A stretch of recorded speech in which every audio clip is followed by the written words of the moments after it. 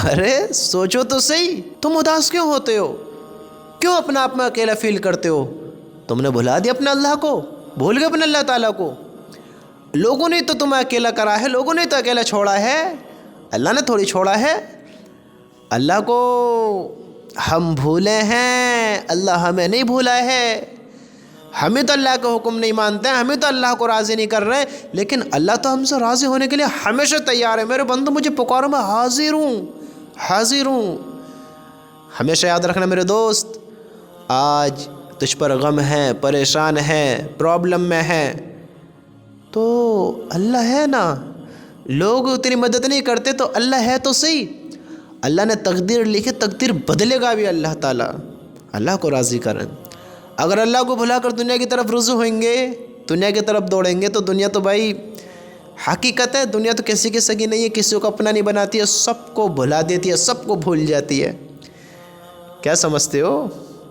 میں آپ کو ایک قصہ سناتا ہوں، چھوٹا سا قصہ اللہ کی محبت کا۔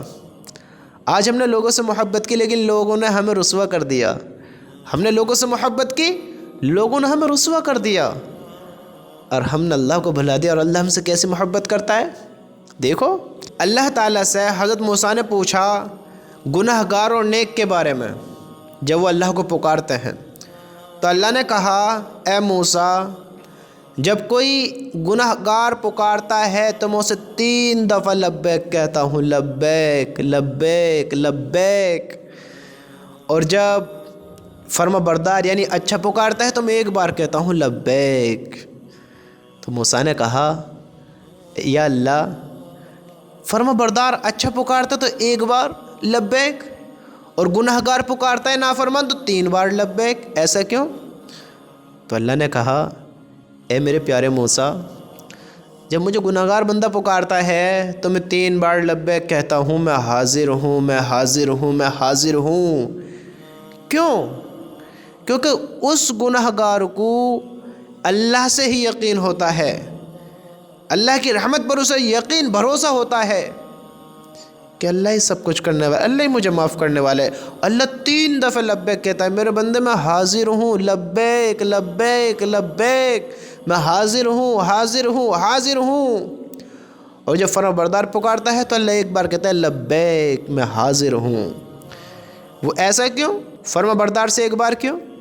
کیونکہ اسے اپنی نیکیوں پر بھروسہ ہوتا ہے کہ مجھے میری نیکی بچا لیں گی۔ تو یہ اللہ کی محبت ہے۔